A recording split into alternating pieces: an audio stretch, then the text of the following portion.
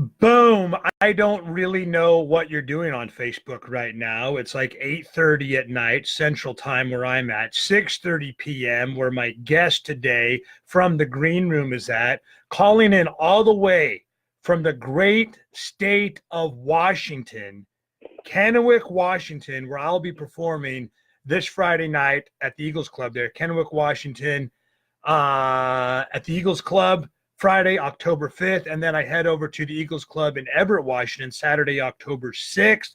I'm really looking forward to it.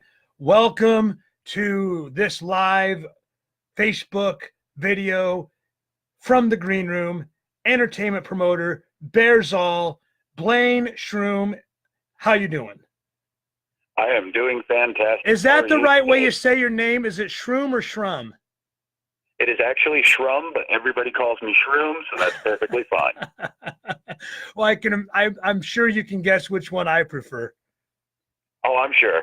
Dude, we got a lot of people kicking in already. We got Lisa here. Mason Hansen is checking in. He's going to be my guest star this Friday night at the Eagles Club in Kennewick, Washington. James Doyle, comic. Brian Aldridge, a comic. Amy Nichols, Matt Jansen. We got a lot of comedians on here. Pat Alton. That's the mother of one of my best friends in comedy, Josh Alton. We did the movie Road Dogs together. And the question that I posted on the poll here, because you can do polls now on these Facebook Live videos, is do you prefer dirty or clean comedy? So Blaine, hey man, I'm going to throw it out to you. Which way should I go this Friday night when I'm at the Eagles Club? Oh, as far as I'm concerned, you should always go with the dirty bit. I think you excel there quite thoroughly. Why do you think people like the dirty better than the clean?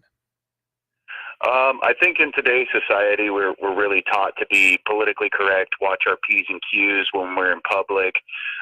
Being at work, we're always forced to just kind of, yes, sir, no, sir, thank you, always be polite. But, you know, when it comes down to that comedy time, when you want to just let loose and have a good time, it's always fun to just let wild and have fun and not worry about having to hold in those P's and Q's and just go all out. Yeah, I agree completely. In fact, I think you actually used the phrase that is the most important phrase to distinguish what today now is considered the difference between clean and dirty comedy, and that's politically correct. A lot of times, you know, it's not about being raunchy. It's not about being offensive. But a lot of times when I do get a complaint, which is rare, but a lot of times when the complaint does happen, it has nothing to do with the language that I use. I could go up there and be perfectly TV, PG-13 clean as far as avoiding the 7 dirty words that George Carlin talked about that you can't say on the radio or on network television. But the complaint that I will get is always about subject matter, or it'll always be words that they don't like that I should have found an alternative word to describe, you know, a group or a person in the crowd. You know, like you can't say retarded anymore. I'm not talking about someone who's Down syndrome. I'm talking about the worker at Walmart who can't figure out how to ring the goddamn groceries up. I agree 100%.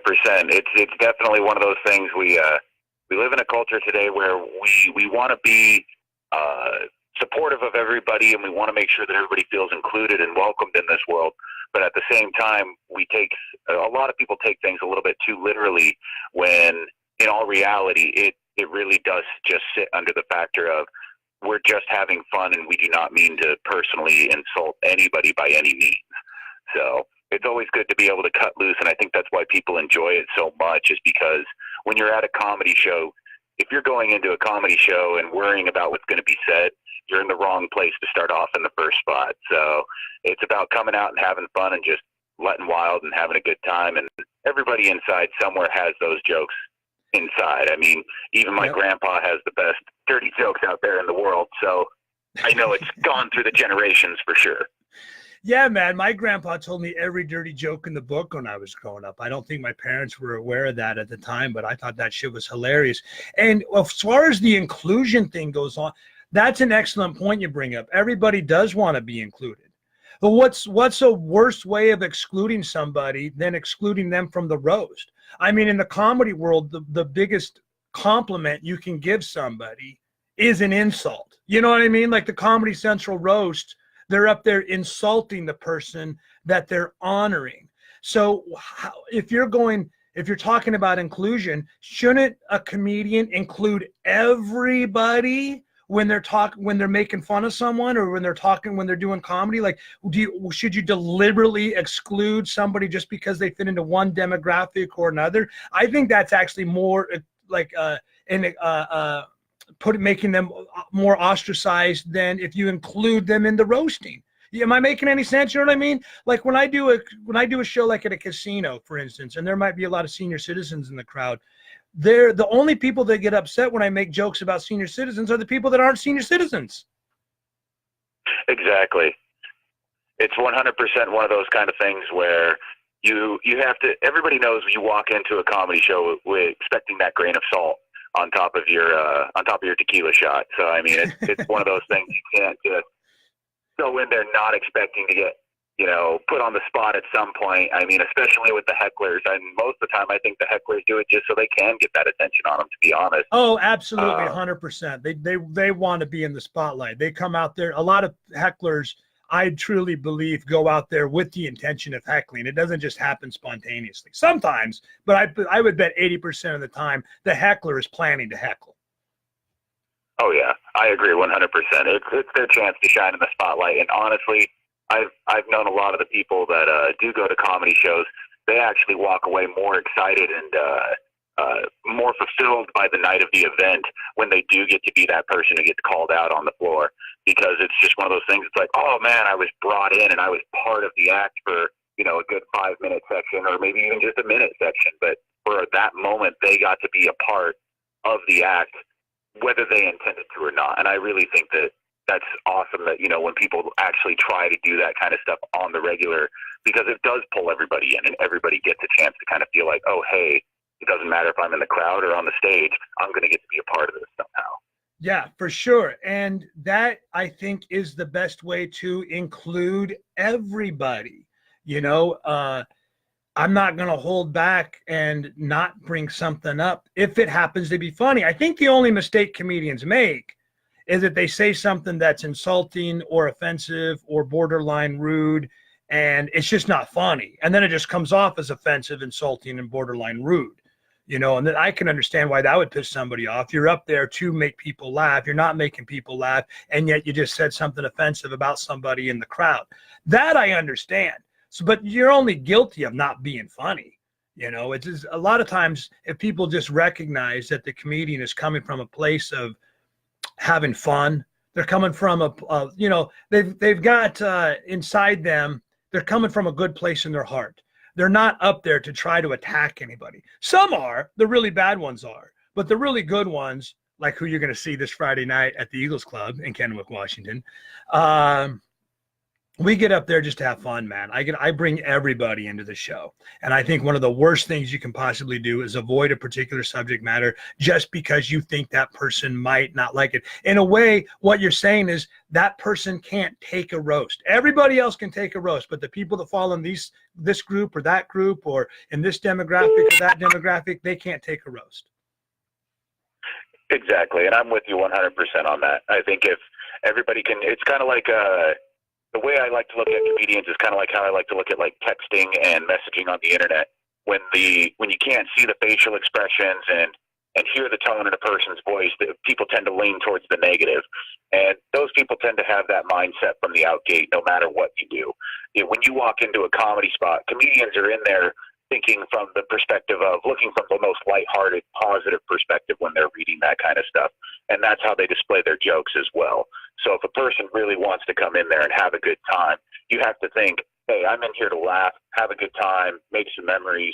And if you walk in with that attitude, I think you'll walk in with the best comedy experience you could ever ask for. Yeah, I agree wholeheartedly. And I think even if we all took that default position of just assuming the best of the person on the other end and giving them the benefit of the doubt, even if it is a text message or a Facebook post or a tweet, just assume that that person is coming from a place of goodness. Some people are being assholes, that's for sure. But if you just take the default position of, like you said, I'm not reading the tone of voice, I'm not seeing the facial expression, I'm not catching the grin or the wink of the eye or the nudge, you just assume that the person on the other end means the best.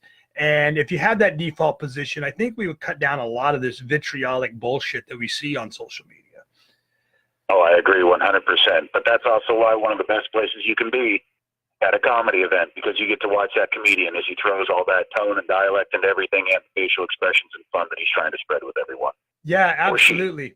Hey, man, how does that differ from being in a band? Because we've got Blaine Shrum on the line. He is the promoter in chief for Papa Bear and Associates, an entertainment agency that brings live local entertainment to bars and clubs throughout the great state of Washington. Do you go anywhere else? Do you go nationwide? Do you go to Oregon? Do you go to Idaho? Do you go to Montana? Where all does the Papa Bear and Associates cover? So right now, mostly Papa Bear and Associates helps out with Washington and a little bit of Oregon. I haven't spread out too far past that yet, but I do also try to go out of my way to help find bands routes through different states, so that way if they're having issues getting booked on a spot in their tour, I'll reach out to other promoters and venues and try to help them out along the way and find them more spots so they're not having dead nights. So that way they can keep performing every night and just try to make the most out of their tours.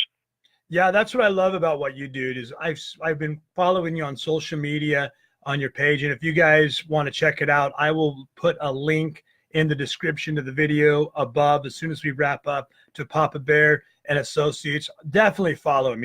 This dude has a lot of passion for what he does, and that's what I look for when I want to team up with someone to promote an event, whether it's a performer or another promoter. I want to look for someone with the passion for the business and the art at the same time. I think you need both in conjunction with each other. There's the show and then there's the business. Without the business, there is no show. But without the show, there's not much business either. You got to have a passion for both. And that's what I like about you, dude. You're not just in it for a buck. You're in it to actually spread good vibes throughout the state and the communities that you serve. What do you think are some of the differences between bringing like a live comedy show to a local venue like the Eagles Club this Friday in Kennewick, Washington, versus bringing a band or a group of bands into an event like the Eagles Club or any venue? Well, I would say probably the biggest differences between the two is that music, and I don't mean this in an offensive way to any comics either. Yeah. Music is kind of a universal language. Everybody knows what music is. Yeah. But everybody's sense of comedy is a little bit different. So like you put up on the poll, do you like clean jokes or dirty jokes? Do you like jokes that are willing to push the boundary of going too far? Or do you like to keep it safe and tell jokes about like kids and being married and stuff like that? Yeah. But in that same topic as well, I mean, there's so many different varieties of music out there. It's pretty simple to get both those sides of the same staple. You've got metal, you've got rock, you've got punk, you've got blues, jazz. Everybody has their styles that they enjoy. The thing that I think works out the easiest for the music side of it is that when you're showing off a band that's coming through, you usually have recordings or music videos or something like that. So that way when they hear a song, they can be like, okay, I vibe with that style. With a comedian, I think it takes a little bit more. There are comedians who have videos and such as yourself that you put out there for people to see to kind of get a taste of what's coming. But in a comedy act, I mean, you can be going in one direction for a few minutes and then it can change on the flip of a dime into a whole other topic and subject. Yeah, for sure. Whereas usually with music, the artist will usually stick with their sound and style that you hear from the one song that you can display onto the internet or social media or radio for people to hear. The other thing is that when you're talking about music, usually with a comedy act, you'll have about 1 to 2 comedians. Sometimes in bigger cities and stuff like that, you'll have like full lineup nights and stuff like that. But usually you're trying to focus on the 2 main comedians that I've noticed. When you're doing music, you have 4 to up to 6 bands usually per night. So people, they try to establish like more means it's worth more to your money, when in reality it's about the quality of the product that you're getting that really puts the value towards the money of the ticket that you're purchasing to go and enjoy the event. Yeah. And it's a little bit harder to push that on the comedy side sometimes. But if you really get out there and you just kind of make it clear that it's like, hey, these comedians are going to be bringing something new to the table that you're really going to enjoy, and just kind of like talk with them a little bit, like what kind of topics they talk about on the regular with their events or with their last DVD or their last special. It really helps to go out there and explain it to them. But that is really the big difference, is that it takes a little bit more on the explanatory side to try and draw people to a comedy show, whereas usually the music does the job of explaining of what you're going to be getting that night when you post for a music show. So I definitely think comedy takes a little bit more effort, but for the people that enjoy comedy, those people are diehard. They are the people that like to go to comedy shows whenever they can get the chance and go out and laugh with their friends. And it's definitely a great community to be a part of and watch as people spread that word, because a lot of people will retell jokes and help spread that comedian's word faster than they usually will with music. So I think it's an interesting dynamic, and comedy definitely has its ups that help it boost itself further, especially if, like, when you performed down here last year, word spread like fire how much fun everybody had. And I couldn't get word to spread like that for some of even the best bands that I've had through here. And it's just great because laughter truly is such a phenomenal thing that people want to spread with everyone.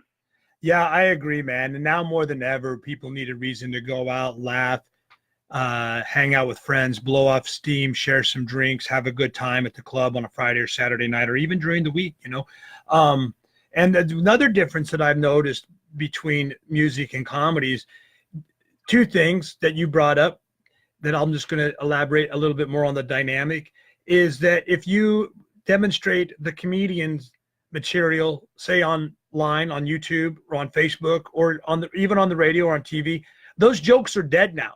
A lot of people don't like to hear the same jokes twice. Maybe some do, but for the most part, once you've done the joke, it's over. The surprise is done with. One of the secrets of comedy is that it's truth and surprise. Without the surprise, it's very difficult to get the laugh. Whereas music, people like to listen to the same song over and over and over again. They sing it to themselves. They sing along with the band when they hear it. So it's kind of a double-edged sword for comedians, because a lot of times I get up there and they'll go, oh man, we want to hear some new stuff. And then I do the new stuff and they go, oh man, how come you didn't do your Walmart bit? Right, exactly. And then another difference, I know you talked about it just a little bit, is a lot of times with the band, the music speaks for itself with live music. The song will speak for itself. If you like the song, you're going to go see the band. You might not know shit about the front man. You might not know shit about the drummer or the guitar player. You don't need to know anything about their personality. If you like the music, you're going to go see that band. Where comedians, the personality is everything. Without the personality, the best jokes in the world ain't going to work. With personality, you can take a dog turd and make it funny. And that I can also agree with. If a lot of comedians have that I've seen, for the ones that I can't say were like the standing ovation, this was amazing, you can definitely tell that the jokes were on par, but the person's personality was what kind of set it off a little bit. You don't really know if it's trying to come off as a joke, or if they're just like kind of like sombering down on themselves on a moment that they're actually beating themselves up. Yeah, if they don't like you, they ain't gonna laugh no matter. I mean, if they don't like you, you're doomed. That's all that you got about 30 seconds when you hit that stage to get the audience to like you. Exactly. Nathan Tricky Allen, you remember him from the last time we were up there. He says, well, nobody walks into a show planning to have a shitty time, do they? I think some might. I think most probably go out to have a good time, but I do think some people go out expecting to have a shitty time. I think some people go out and they think they're the comedian, and they're actually going out to the bar or to the club, to the comedy club, the theater, wherever they might be seeing the comic perform. Maybe you've never heard of them before, and they're thinking to themselves, I can do that. And so they're going to that live show as a way to prove that they could do stand-up comedy. if they wanted to. But then they're pleasantly surprised when you rock it, or they sit there pissed and seething because they see how difficult it actually is, and there's no fucking way they ever could get up there and captivate an audience for an hour straight. By the way, I'm actually going to do a 90-minute show this Friday night at the Kennewick Eagles Club with Mason Hansen opening up. How's that dude? He's funny as hell, isn't he? Oh yeah, he's a hoot. He's definitely one of those storyteller comedians. He takes you on a trip, and when it's all said and done, you're just laughing your ass off by the time it's over.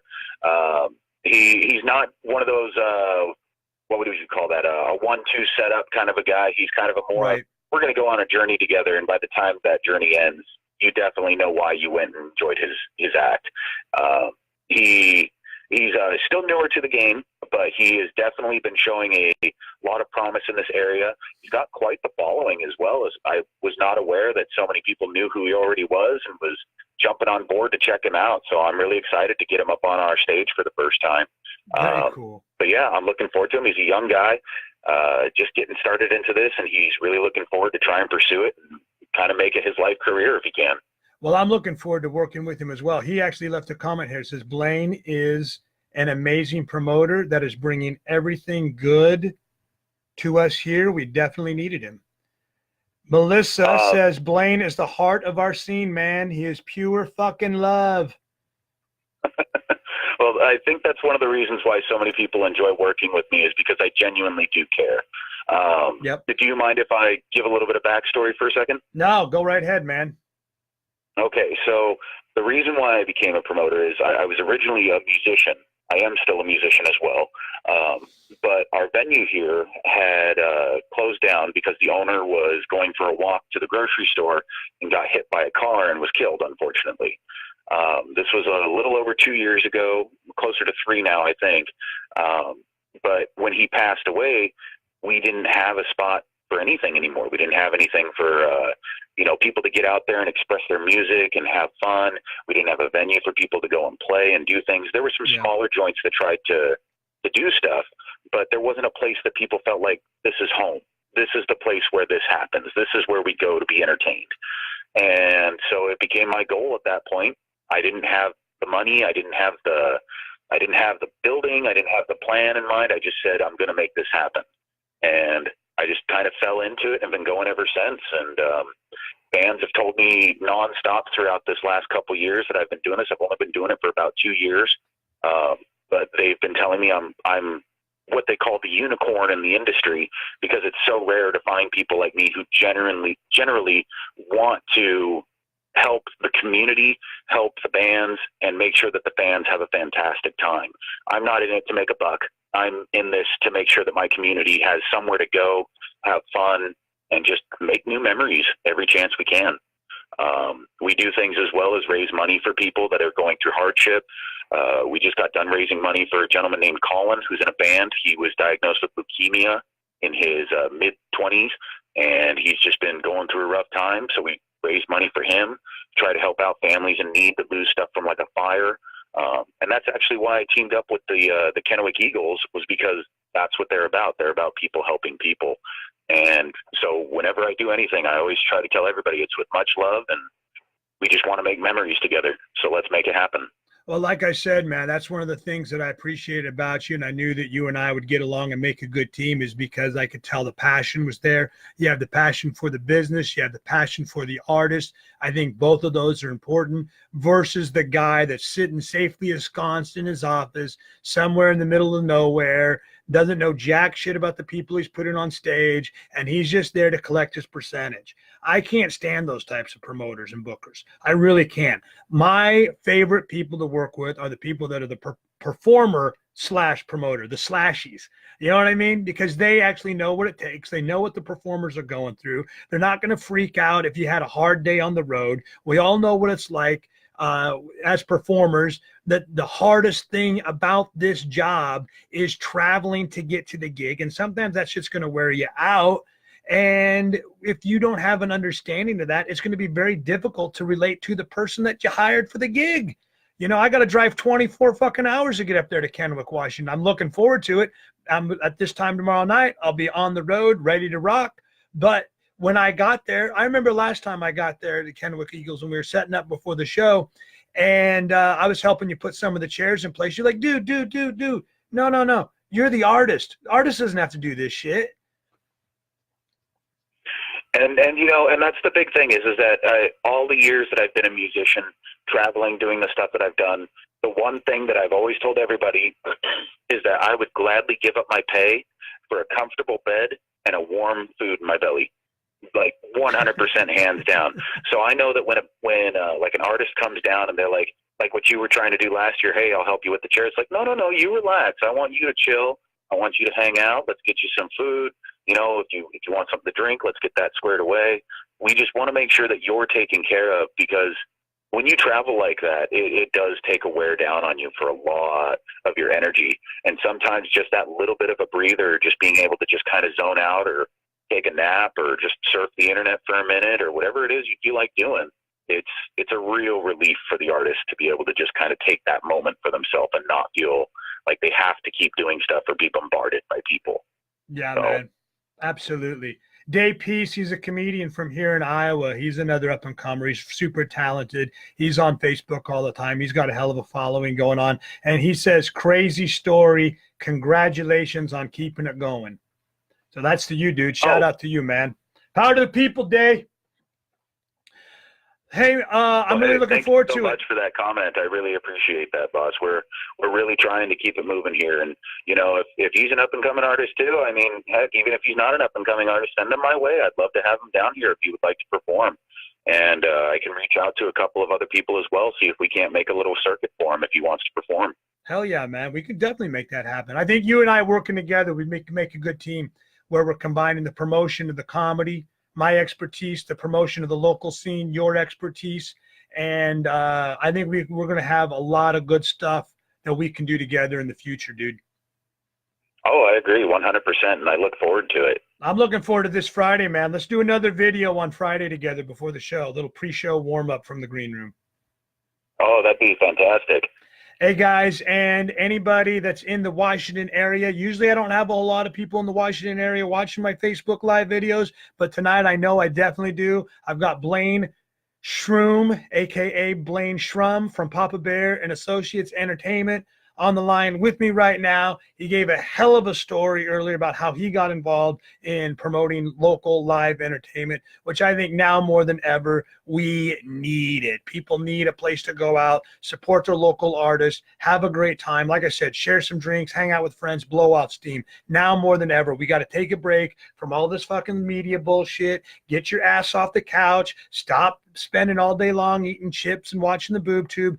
Get out there and get like real social, not this digital social shit. This is great. I love it on one hand because it gives me an outlet to be able to communicate with my friends and fans and followers in an uncensored way, unlike has ever been able to do before. You were never able to reach people like this on television or radio. There's always been a barrier of entry. Now we own the media. I freaking love it. But the downside of that is people sit way too long on their asses all night long doing this shit, just scrolling on the phone. Hey, man, how do you handle that? What's one of the things that bugs me at a live comedy show is when I look out into the crowd, no matter how kick-ass I'm doing, I got them in the palm of my hand. I'm up there crushing. There's always some jackass in the corner scrolling on their phone.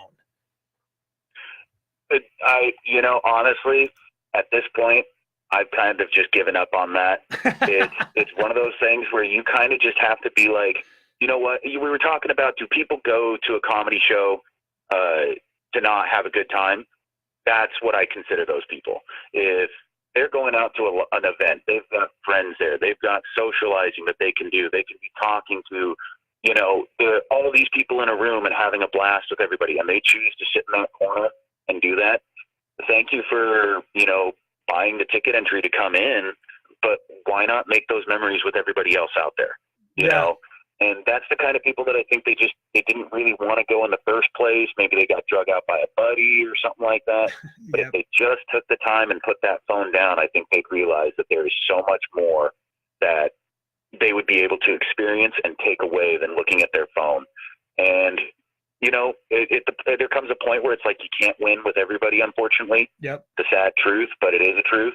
And when I see stuff like that, even as a musician, when I see stuff like that, I just have to stop and be like, you know what, it's not worth my time to put the energy towards that. I'm going to focus on the people who are here and ready to have a good time with me. So honestly, I hate to say that I like ignore them, but at the same time, it's kind of like, I'm already giving you everything that I can. If that's not enough, then there's not much more I can do. I'm going to go to the people who are enjoying this and having a great time with me, because if they're here giving that energy, I want to give that energy back to them. Yep, I agree, man. I focus on the people that are having a great time. And then sometimes I'll call out that jackass in the corner, scroll on their phone. But you're absolutely right. At the end of the day, they pay their admission money. If they want to sit there and be on their phone, that's their problem. Nathan Tricky Allen says, pack that bitch out Friday, guys. Loves Kenwick. You got to bring the Maniac and Magic back up there sometime soon as well. We still do the Dirty Jokes and Magic Trick show together. We're going to be in Michigan City, Indiana at Mugshots Lounge, October 12th. And then we head up to Alpena, Michigan for a show at the Eagles Club there. 3 hours, Dirty Jokes and Magic Tricks. That's why I put it up there. It's Dirty Jokes is right in the name of the show, so people know exactly what to expect. It ain't going to be no politically correct bullshit. At the same time, it's not just raunchy and shocking just for the sake of being raunchy and shocking. Basically what it is, I speak openly and honestly from the heart, and sometimes that might mean saying stuff that people are uncomfortable with, but there's always going to be a punchline coming right around the corner. There's always going to be laughs. It's always going to be a good time. If you want to sit there in the corner and scroll on your fucking phone, that's your problem. If you want to get uptight and be offended because it's not politically correct, that's your fucking problem. And Blaine, thank you very much for being here today as my guest call-in on Talk to Me Tuesday from the green room. Entertainment promoter bears all. I don't know if we got any answers to our poll or not. It doesn't look no one answered the poll. That's all right. Hey, but you got to bring Nathan Tricky Allen up there sometime. He's got his new one-man tour bus that he's been taking on the road. It's pretty cool. All right. Yeah, no, definitely want to give a shout out to Nathan. When he came out here the last time, he was fantastic. I still literally to this day still talk about the stuff that we had on that show. And yeah, I don't want to say too much because I don't want to give away any jokes or anything like that, but we had a blast. It was fantastic, and he is always welcome back down here. Very cool. And I've got all new material. I'll be doing my usual brand of improvisation with the audience. I'm really looking forward to it, dude. I'll let you go now. I got to get out of here. I got to go eat dinner with my wife and kid. But I'll see you on Friday, all right? All right. Do you have 1 minute by chance? Yeah, go ahead, man. Okay, so I want to give a big piece of suggestion to everybody that's listening to this in the entertainment industry. If you are using social media, and if you are trying to promote yourself, to get yourself some name out there, to get yourself some recognition, you need to be a personality on the social media. The things that you're doing, jer-dog, I mean, it's fantastic. The 420 report, you're talking with people, you're doing stuff. People know your face, they know your voice, they know your name, and that's fantastic. One of the things that I find that really helps me out a lot is that because I post videos, I talk to bands, I talk to comedians, I talk to everybody, and I make sure to talk to the groups out there. We aren't just people who are like, hey, you're not like just, hey, I'm a comic, come see my show. Right. You're, hey, I'm a comic, come listen to my opinions, come listen to what I'm about, listen to my jokes, listen to how I feel about the day grind in and out. You can do all that on your page. It's the same thing that people can do with mine. If people want to succeed in this industry, you need to be a face. You need to be something that people can recognize and something that people love. So if you're out there as an entertainer, a comedian, a musician, whatever it is, make sure you're getting on social media, talk to your crowd, be a face that when they see it, they're excited to see your face. They want to see you smile. They want to be there when you're feeling down. You got to become that to some degree. It doesn't mean you have to spill your whole life, but if you can put your face out there and people recognize you on the regular basis, you're going to have a such stronger success in the long run and the end game. Yeah, very well said, man. It's all about the 3 H's: hugs, high fives, and handshakes. That's right. Hey, Hank LaFleur's here, dude. Can't wait to come up to Alpena next week, October 13th. I'll have Nathan Tricky Allen in tow, the Dirty Jokes and Magic Trick show at the Eagles Club in Alpena, Michigan. But this Friday night, I'll be at the Eagles Club in Kenwick, Washington. And then this Saturday night, I travel over to the western part of the state, Everett, Washington, just north of Seattle, for a show at the Eagles Clubs there too. I love doing the Eagles Clubs. It's people, they work hard, they play hard, they're blue-collar folks. I've never had a bad show at an Eagles Club, and I'm really looking forward to it, man. Well, we are looking forward to having you down here as well. So with that, I'll let you go ahead and take off. You said you had to go get dinner with the missus, so Yep. don't want to hold you up. Thank you so much for letting me come on to your show today and talk with you.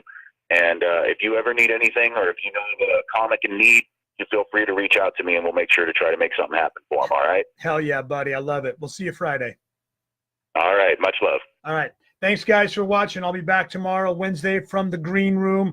I'm not sure where or when. It'll be Where You Going Wednesday with the mighty jer-dog from the green room, live on Facebook video. Sarah, jealous. That area is beautiful. It is beautiful, and I'm really looking forward to my trip up to the West Coast.